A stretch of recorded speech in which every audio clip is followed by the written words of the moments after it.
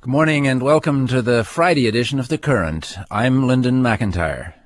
The urge to create, to explore, to discover are compulsions that drive some people to distraction and often their loved ones crazy. Whether it's unlocking the secrets of the universe or the secret lives of microorganisms, for some the quest for knowledge is simply unquenchable. And even without fancy equipment or research funding, they find a way to turn their backyards and their garages and their basements into science labs of sorts. Well, when your backyard hobby involves gas, fire, and big machines that go really, really fast, it's the danger itself that often explains the appeal of these pursuits, and my next guest knows that all too well. Mark Nye runs a company that builds custom attachments for construction equipment, but in his spare time he builds jet engines. The Current visited Mark at his Mississauga, Ontario offices. I'll just jump up in the boat and fire it up for you. It's a welded aluminum hull, so it's kind of clunky and rattly when you get in it. Well, Squirt 2 is a whitewater racing boat. It's 23 feet long. It's a welded aluminum hull. It's polished aluminum, which is quite unique. It's not painted. What we did here is we took one of these engines from the Sea King helicopter. Well, there's no manuals or instructions how to do this. There's no padding or anything. It's more like a fighter jet than it is a comfortable boat. Just putting on some ear defenders now to protect my ears because it's pretty loud, and I'll just enable the power switch here. When I was about, 12 or 13 years old, my brother took me to the drags at Toronto International Speedway. We saw the jet cars run. There was the Green Monster and the Earthquake, and those cars absolutely blew my mind. The concept of having totally unlimited power really seemed totally cool to me. So I kind of really got the jet engine bug at that age. We built Squirt 2 because I wanted to have a place to play with my big jet engine, my turboshaft engine. I'm more interested in the gas turbine than I am in the boat itself.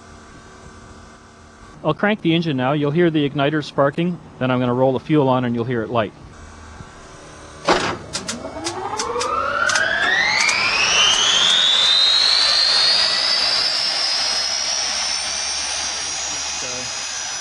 We were in Oakville Harbor running the boat in Lake Ontario, and on our way back through the harbor, it was nighttime, it was quite dark.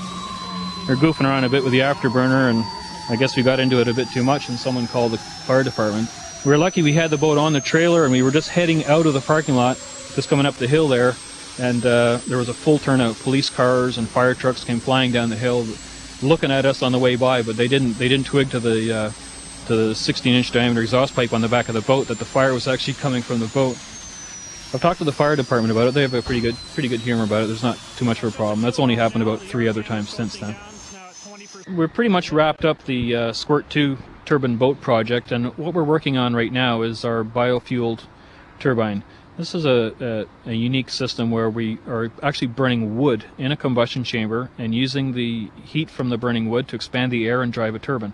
It's a pure jet engine. It's a turbocharger-based turbine. So this engine will run on wood or biosolids, dirty diapers, banana peels, rice, corn, potatoes. Pretty much anything that you can burn is a candidate for fuel for this engine.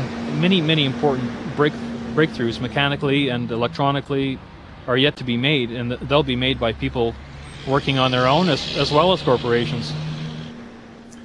By his own admission, Mark Nye's jet engine boat, Squirt 2, doesn't serve any practical purpose, but these days he spends his time perfecting a jet engine that burns wood for fuel.